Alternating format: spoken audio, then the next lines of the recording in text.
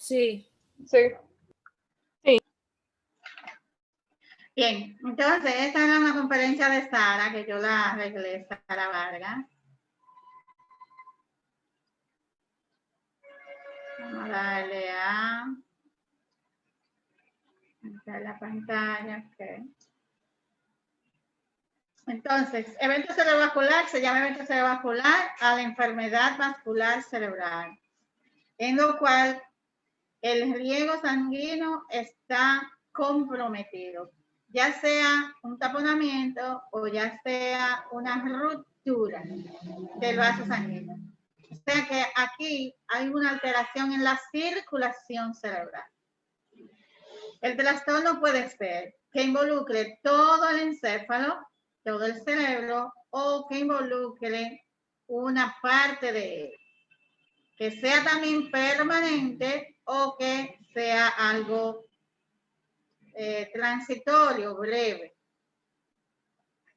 Todos los trastornos de la circulación cerebral son súbitos, de forma tal que el paciente está bien, sin síntomas, y de repente sucede esta alteración vascular. Generalmente los más frecuentes son taponamientos. Esta deficiencia neurológica, en lo cual es producto de esta alteración circulatoria, pues se va a reflejar en el cuerpo y se llama deficiencia neurológica focal, generalmente, ¿verdad? El síndrome neurológico focal repentino va a ser entonces ocasionado por alguna patología vascular. Esta es la segunda causa de muerte a nivel mundial, porque la primera, ¿cuál es? El infarto agudo del miocardio. Y es responsable de 6 millones de muertes en ese año. Ya estamos en el 2020. Es posible que continúe esa misma cifra, más o menos. Es una patología de adultos mayores de 50 años. Los hombres y las mujeres se igualan después de los 50 años, porque las mujeres realmente tienen una protección estrogénica antes de los 50 años. Los hombres van menos, siempre menos, porque los hombres tienen mucho más actividad física que nosotras las mujeres. El evento isquémico, incluyendo el TIA, que es accidente isquémico transitorio, se le presentan el 85%, mientras que los eventos hemorrágicos solamente el 15%. Digamos que Ahora, un 80%. doctora, perdón, la pantalla no se ve completa o solo es a mí. Parece que solo es así. Tú estás Yo con el lo veo celular. frisado. No, se frizó en la primera Se diapositiva. es exacto, Esto sí, solo la se ve la diapositiva no primera. está pasando. Salga, doctora, No de está compartir, pasando. inténtelo otra vez. No, no está pasando. Pues salgo y regreso. Sí. Vamos a ver.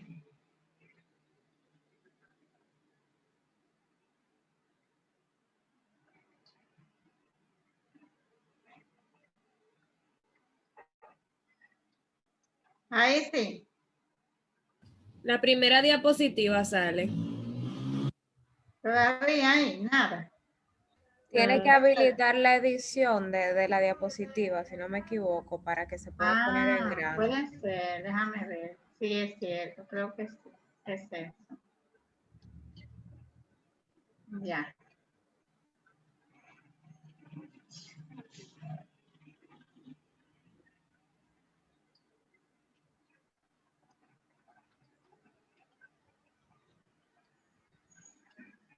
Y ahora, Ahora sí. si era esto, habilitar la edición. Entonces les decía que los hombres tienen una mayor actividad física que nosotras las mujeres y por eso estamos adelante con eso. Así que vamos a hacer actividades físicas. Aunque antes de los 50 años tenemos la protección de los estrógenos, ya después de los 50 años se nos va esa protección y tenemos una mayor incidencia de eventos cerebrovasculares. Entonces, los eventos isquémicos más los accidentes isquémicos transitorios sumados en un 80-85% de los casos constituye el evento isquémico. El evento hemorrágico de un 15 a un 20% son los menos, pero aunque son los menos, generalmente son los de peor pronóstico. Aunque también los isquémicos, eso va a depender del territorio involucrado. A mayor territorio, peor pronóstico. Los eventos cerebrovasculares, les decía que es la segunda causa de muerte, seguida del infarto agudo del miocardio. Pero aquí es la primera causa de ingreso por trastornos neurológicos. De todos los ingresos por trastornos neurológicos, esta es la primera causa de ingreso. Es la segunda causa principal de mortalidad, ya yo se lo dije, pero la tercera causa de incapacidad. Pacientes de mayores de 65 años es la causa principal, porque el paciente se queda hemipléjico, se queda discapacitado, haya una ausencia laboral porque no puede ya realizar lo que antes hacía, ya que la mitad del cuerpo no le funciona. El daño irreversible produce autólisis, o sea, destrucción de las células involucradas en el territorio que irriga esa arteria, la arteria que haya taponado o que haya estallado. Hay aumento de ácido láctico, de la CPK y parte de la sangre, cuando es hemorrágico, o parte de esos productos de autólisis pueden pasar al líquido cefalorraquídeo. El tejido se resplandece y se produce un edema cerebral, tanto citotóxico como vasogénico. Citotóxico es por productos de la autólisis celular y el vasogénico producto de la destrucción del vaso, ¿verdad? Tenemos causas etiológicas, factores de riesgo que son importantes en el desarrollo de esta patología que es sumamente frecuente. Yo necesito que ustedes le pongan mucha atención a esta conferencia, a esta diapositiva, porque usted lo va a ver con mucha frecuencia en las emergencias, que es el primer trabajo que ustedes van a tener cuando se gradúen. Tenemos factores genéticos, factores adquiridos. Los genéticos no los podemos cambiar, pero los adquiridos sí podemos modificar. Los factores genéticos van a ser la edad, van a ser el sexo, van a ser los factores hereditarios, como decir, los genes que tenemos, que lo hace propenso a desarrollar eventos cerebrovasculares, como las cardiopatías, las cardiopatías hereditarias y los factores de coagulación hereditarios, que es importante, y las razas. El sexo femenino, recuerden que es más propenso, mayores de 65 años, 50-65 años, la raza negra se ha visto que tiene mayor propensión de hacer eventos cerebrovasculares.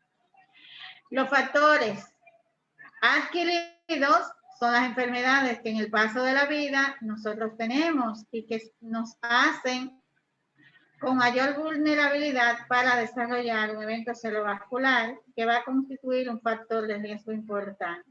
A la cabeza, como número 1, está la hipertensión. Hipertensión arterial. La hipertensión arterial es frecuentísima en la población mayor de 50 años. Incluso hay pacientes jóvenes que también han desarrollado hipertensión. Y el hecho de tener hipertensión lo hace vulnerable a desarrollar un evento cerebrovascular, tanto isquémico como hemorrágico, de las dos vertientes. Las cardiopatías, recuerden que cuando el corazón no bombea la sangre bien, va a hacer que haya un remanso a nivel de las cámaras cardíacas y ese remanso produce coágulos que pueden viajar y taponar. La fibrilación atrial es una también de las cardiopatías que son mucho más frecuentes de lo que usted se imagina. ¿Qué es fibrilación atrial? Es una falta de contractilidad de la aurícula para que la sangre baje al ventrículo, y esa falta de contractilidad de la aurícula, porque la aurícula como que se exprime en la última fase del latido, se exprime. Entonces, al no poder hacerlo, se llama fibrilación atrial, queda remanso arriba en la cámara auricular y va también a producir coágulos, pequeños coágulos que luego van a taponar la circulación más pequeña. La endocarditis infecciosa también puede mandar pequeños coágulos purulentos hacia la circulación general y funcional como taponamiento. Estenosis, el infarto del miocardio, son todas cardiopatías que van a hacer que el corazón mande pequeños coágulos a la circulación y por tanto también al cerebro. El tabaquismo, todo lo que fuman, hay muchos jóvenes que se han dado al ver este vicio, es sumamente peligroso, diríamos, para estos eventos. El tabaquismo produce una hipercoagulabilidad sanguínea, hace que la sangre esté más espesa, menos fluida y por tanto la hace propensa a desarrollar coágulos.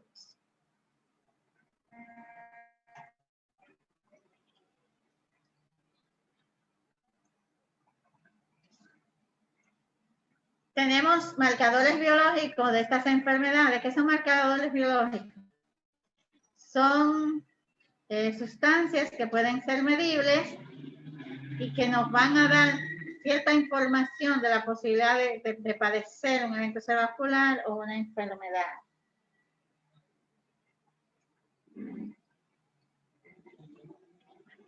¿Cómo son la hipertensión arterial, la diabetes, las enfermedades cardíacas, las arritmias, las cardiopatías isquémicas?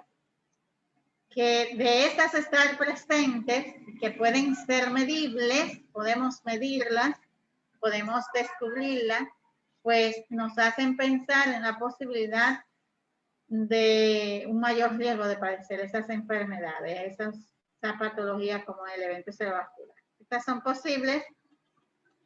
Y ya aquí vamos a tener cómo todas estas enfermedades que le acabo de mencionar van a producir, perdonen, que están llamando tanto aquí. Buenos días. Bien. Bien, entonces, la diabetes, el tabaquismo, la hipertensión, la dislipidemia, que son los principales factores de riesgo, van a producir una alteración en el endotelio vascular. El endotelio es toda la parte que reviste por dentro de cada vaso sanguíneo.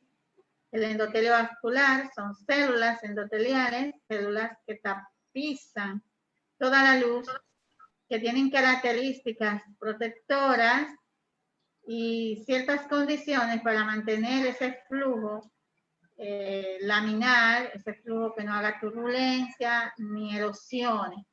Cuando ese tejido del lecho vascular se altera, se lesiona o se tapona, se tapiza. Aquí, por ejemplo, está tapizado de de aterosclerosis, o sea, de grasa, de lípidos, y va taponando, y en algún momento la hipertensión, por ejemplo, va a erosionar, porque ¿qué es la hipertensión? Es un aumento de la presión de la circulación, o sea, ustedes saben que es un líquido. Mientras más fuerza de bombeo hay, el corazón sufre y también se erosiona todas las partículas de grasa que están depositadas en la pared vascular y va a producir en el lugar de la erosión una activación plaquetaria que va a producir un taponamiento, y también cuando se quita ese fragmento, va a viajar ese fragmento a los lugares más distales donde no va a caber por el vaso sanguíneo, y toda esa parte distal va a sufrir isquemia, va a tener falta de riego, falta de oxígeno, falta de nutrición, y toda esa parte morirá.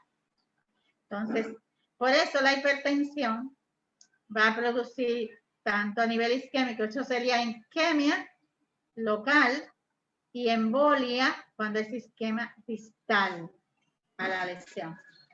La hipertensión también, con esa fuerza de bombeo, puede romper, estallar el vaso sanguíneo y hacer que haya un derrame, una ruptura, una salida de la sangre de ese vaso hacia la parte exterior del vaso, produciendo un efecto de masa, un edema, porque tenemos que la sangre tiene muchas enzimas proteolíticas y van también a dañar. Es como echarle ácido, digamos que ácido sulfúrico a un área de tejido. La sangre tiene muchas propiedades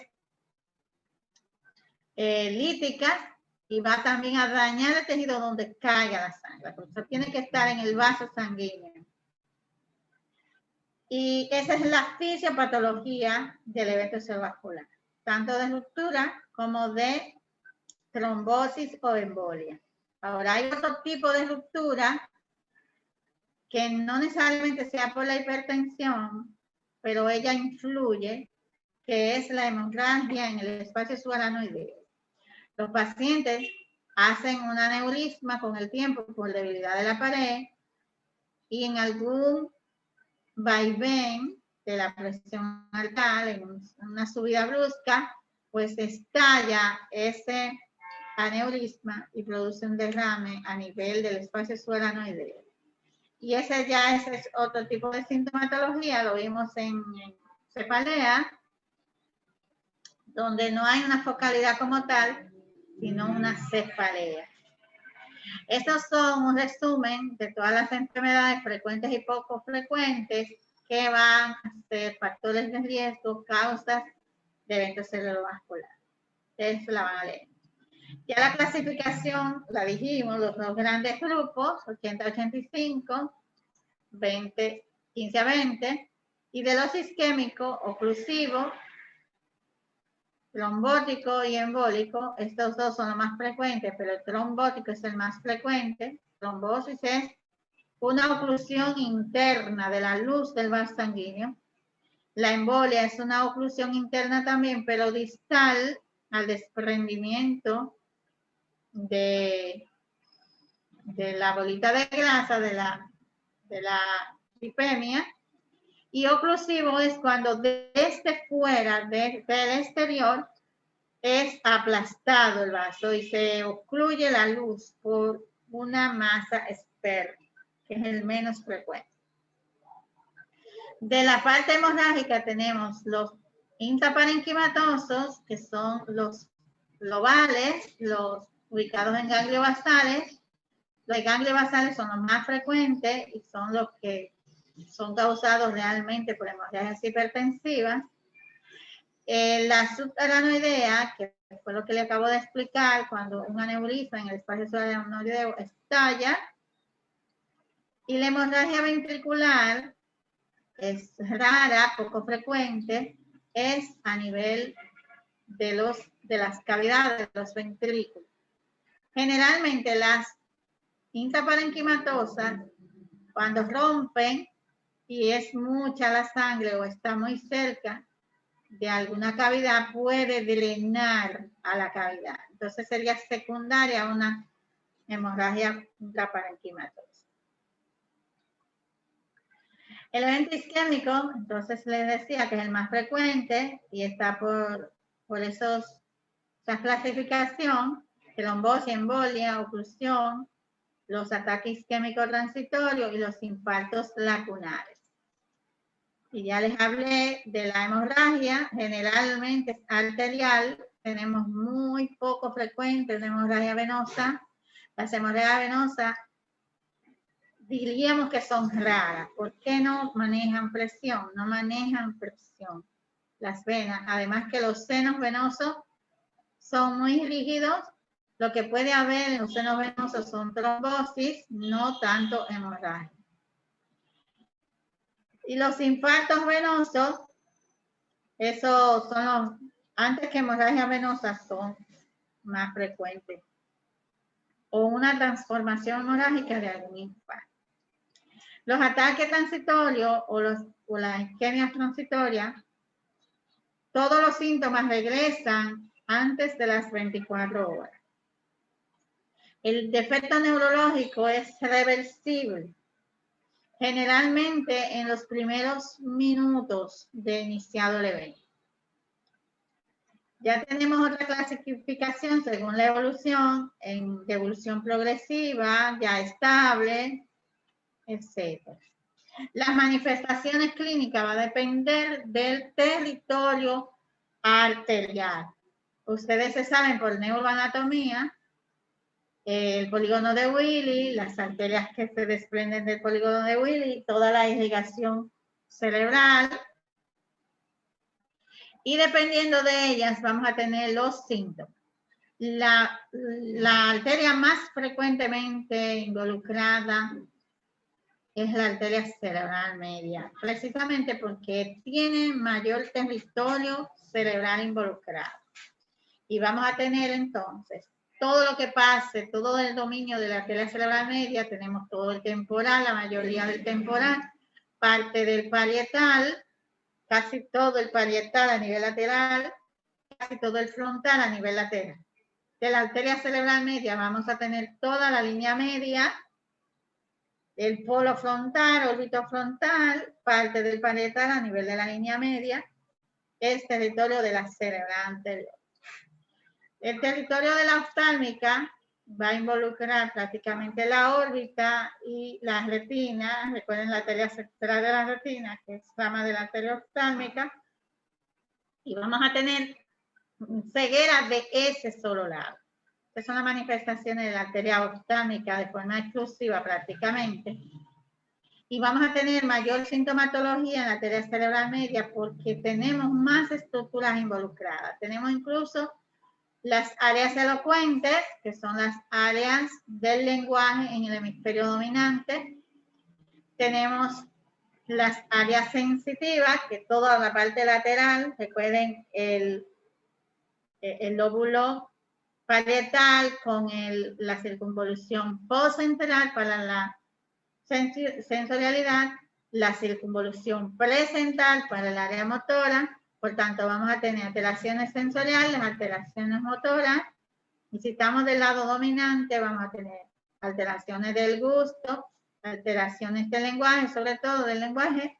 Vamos a tener también el área temporal involucrada. Entonces vamos a tener alteraciones también auditivas, podemos tener alteraciones visuales en conjunto con alteraciones de la apraxia, o sea, de la ejecución.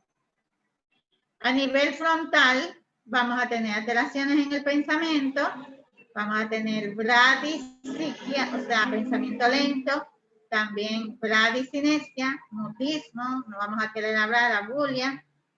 Aparte de que tenemos también el campo visual frontal en el área 8 de Brodmann, que es territorio de la arteria cerebral anterior. A nivel de la arteria cerebral posterior, vamos a tener el occipital, donde tenemos el área de la visión, y vamos a tener también parte del temporal a nivel inferior, parte del puente, parte del mesencéfalo, que es territorio de la cerebral posterior. Y así, la sintomatología usted puede determinarla conforme a la sintomatología puede determinar cuál es la arteria involucrada. Y hablamos de trombosis cerebral, ya usted sabe que es una oclusión, una obstrucción por un trombo, donde hay falta de riego, donde puede haber muerte súbita, y que la principal causa es la hipertensión. En segundo lugar, la diabetes, la dislipidemia, el tabaquismo. Y otras causas menos frecuentes van a ser la vasculitis. Por ejemplo, la arteritis es un tipo de vasculitis donde vamos a tener una alteración del lecho vascular por depósitos autoinmunes. Y ahí tenemos la poliartritis nodosa, la artritis reumática y el lupus. Otras causas poco frecuentes son las radiaciones, las neoplasias, etc. Buenos días. Bueno, ya le hablé de los territorios, a grosso modo, ustedes se lo van a leer bien. Miren, esta es una resonancia donde vemos el territorio de la cerebral media, este es el territorio cerebral media involucrado. Tenemos un aumento de señal en resonancia, pero en tomografía vamos a ver una disminución, o sea, vamos a tener una área oscura y no blanca. En tomografía, el área blanca va a corresponder a hemorragia. La arteria cerebral media aquí en una angiotomografía va a estar totalmente obstruida. Ustedes ven que no se ve las ramificaciones de la cerebral media. Aquí se ve normal, aquí no está. Esto ya es un evento más antiguo, pasa de 2 días, 3 días. Cuando es súper reciente no se ve tan oscuro. Recuerden la división de la arteria cerebral media en la rama superior y la rama inferior. La rama superior va a involucrar el área de Broca, el área sensitiva, el área motora, parte del área secundaria sensorial, el gusto, pero la rama inferior va a involucrar entonces el área sensorial del lenguaje, o sea, la interpretación del lenguaje, el área de la audición secundaria y la cerebral posterior aquí, el área occipital. Vamos a tener los diferentes síndromes. Si se obstruye en el tronco antes de dar las 2 ramas, vamos a tener una fascia mixta, tanto de la articulación como de la interpretación. La fascia de interpretación va a ser la fascia de Wernicke o sensorial, la fascia de la articulación va a ser una fascia de Broca o una fascia motora.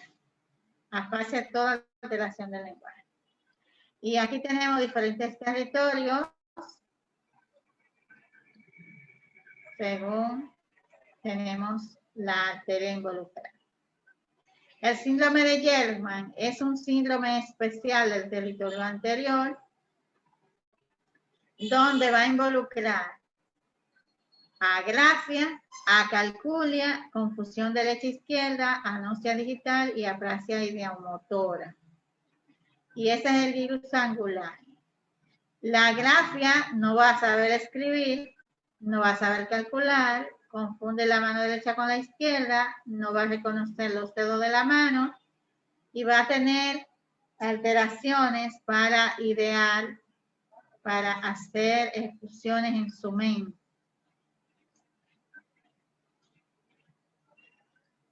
Cuando es bilateral, vamos a tener una paraparesia, una incontinencia urinaria y cambios de la personalidad. Recuerden que la inhibición, el pensamiento analítico, el juicio lo vamos a tener a nivel frontal.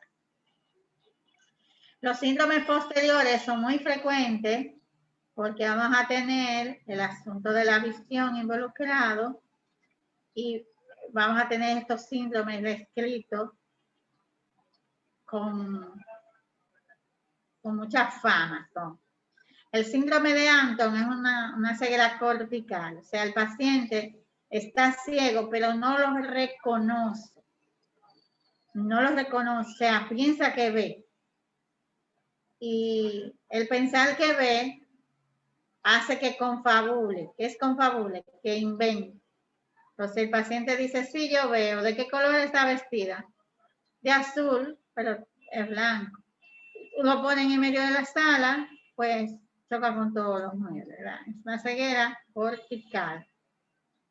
Realmente es una alteración en una ramita de la cerebral posterior que puede ser bilateral o que es bilateral porque está ciego de los dos lados. El síndrome de Malin, los movimientos oculares no están, hay una ataxia óptica, el paciente no puede mover el ojo. Bien, una ataxia lo hace a saltitos. Y no puede reconocer las partes de un paisaje. O sea, tú lo pones a mirar así y solamente se enfoca en una cosa. No puede ver las partes. Yo estoy viendo la pared de mi oficina, que está la puerta, que está el cuadro, que hay cosas. Y solamente se enfoca, por ejemplo, en la cerradura. Eso se llama síndrome de Malin y hay una asimultagnosia en ese caso. El síndrome de Weber, hay una hemiplegia contralateral a la lesión. Recuerden que por la decusación de las pirámides, las hemiplegias van a ser contralaterales a la lesión. Tengo una lesión en el hemisferio derecho, va a manifestarse en la mitad de mi cuerpo izquierdo. Eso se llama hemiparesia o hemiplegia.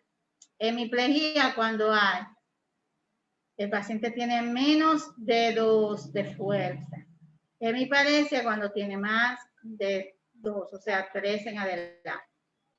Tiene una hemiparesia contralateral o una hemiplegia, aquí se usa de forma indistinta, y una afectación del tercer par ipsilateral. Todas las afectaciones de los pares craneales son ipsilaterales. El síndrome de Dejerin, Rossi, es una hemihipoestesia con dolor hemicorporal o dolor talámico. ¿Recuerdan el dolor talámico a nivel de neuroanatomía? Cuando yo les hablé de una lesión talámica o una lesión cortical en la corteza sensorial primaria. Síndrome de Dejerin-Rossi. La arteria basilar, recuerdan que la arteria basilar le pasa por delante al puente y que va a dar ramas para cerebelo, ramas para toda la parte anterior del puente. Y cuando tenemos una alteración de la basilar, es un síndrome desastroso, el paciente generalmente fallece, pero en algunos casos pueden salvarse y producir el síndrome de cautiverio. Es una cuadriplegia, el paciente no puede moverse de aquí para abajo, pero tampoco puede mover los ojos, sino que solamente tiene la mirada vertical, porque el tercer par nace más arriba en ese encéfalo, pero el cuarto y el sexto, para la mirada horizontal, nacen en el puente, ¿recuerdan?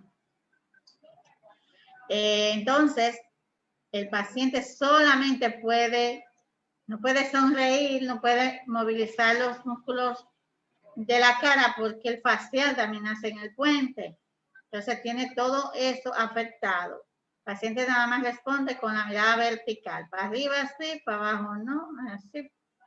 Pero no puede mirar hacia los lados ni mover nada del cuerpo. Está totalmente desafferenciado. O sea, todos los haces descendentes. Los ascendentes pueden estar preservados, el paciente puede sentir, puede estar consciente de todas las cosas que le suceden, pero no puede responder.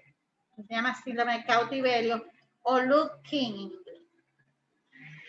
El síndrome de Marie-Forte.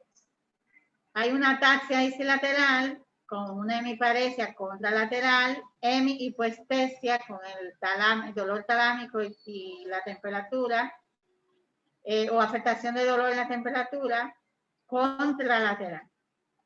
El síndrome de Miller-Google, todas esas son síndromes del tallo cerebral. El sexto, el séptimo afectado ipsilateral más la hemiparesia. Eso es el síndrome de Miller-Google. Y esa es una afectación justo a nivel del folículo del facial. El síndrome de la arteria cerebelosa anteroinferior también es un síndrome de Marie-Forte, igualito. Pero el de la cerebelosa posteroinferior es un síndrome de Wallenberg, que también se le llama síndrome vulvar lateral. Muy famoso el síndrome de Wallenberg. Va a involucrar hemihipoestesia de la cara ipsilateral, no va a sentir. Va a tener dolor del mismo lado de la cara. Va a tener ataxia. Va a tener un Horner. ¿Qué es síndrome de Horner? Tosis, anidelosis y miosis, ¿verdad? Un síndrome de Horner, vértigo, náusea, vómito, disfagia, hipo. La anidelosis se ve, eso es algo fantástico. De ese lado, del lado bueno, suda y de ese lado no suda y se ve la línea justo del sudor. Eso es un síndrome de Wallenberg. Miren ahí toda la parte de la pica, la cerebelosa posterior inferior involucrada. Los medios diagnósticos para nosotros determinar el evento cerebrovascular, ya sea isquémico, hemorrágico o el territorio, es la tomografía axial computarizada. Tomografía. No es la angiotomografía. No es la de perfusión tampoco, porque no la tenemos disponible, sino la axial computarizada.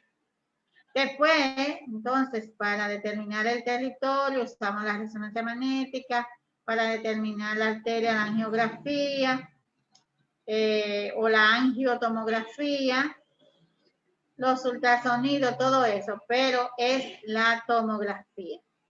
La tomografía tiene una sensibilidad 100% para hemorragia. Si hay una hemorragia, lo va a detectar todo el tiempo, pero solamente tiene un 70% de sensibilidad para la isquemia cerebral, para la trombosis. Cuando usted recibe un paciente con una focalidad neurológica, tiene que mandarle a hacer de inmediato la tomografía.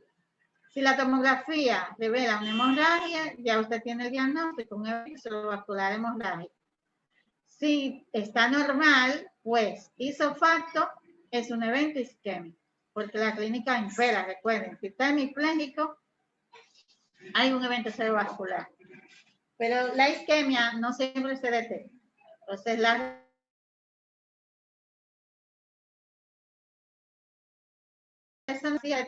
el área de edema cerebral aún en los primeros minutos. Pero en el servicio de urgencia usted tiene que estabilizar al paciente con el ABC, ¿verdad? La vía aérea, la ventilación, la circulación, determinar el Glasgow, la escala del Glasgow. Una escala del Glasgow por debajo de 8 hay que entubar al paciente. Por debajo de 12 hay un compromiso de la conciencia y uno le pone una sonda para que no broncoaspire. Pero para intubarlo tiene que estar menor de 8. Debe mantenerse la hidratación con una perfusión de 10 ml por hora, pero no se debe hiperhidratar porque va a aumentar el edema. Se utiliza la solución salina al 0.9, que es una solución isotónica.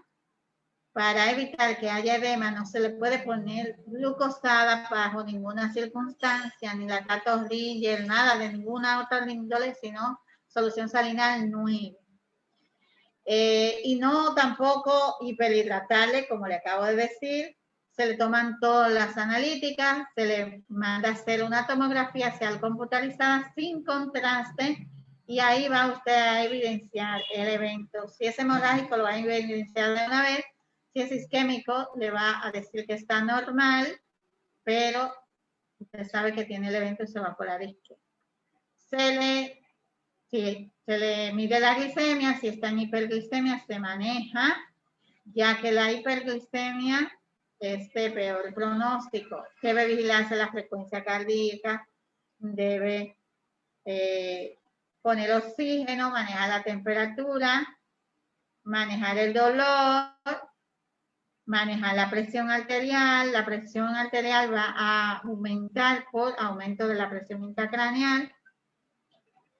Y debe ser regularizada según los criterios de manejo de la hipertensión arterial, que tenemos esos criterios, ustedes lo van a ver en cardiología.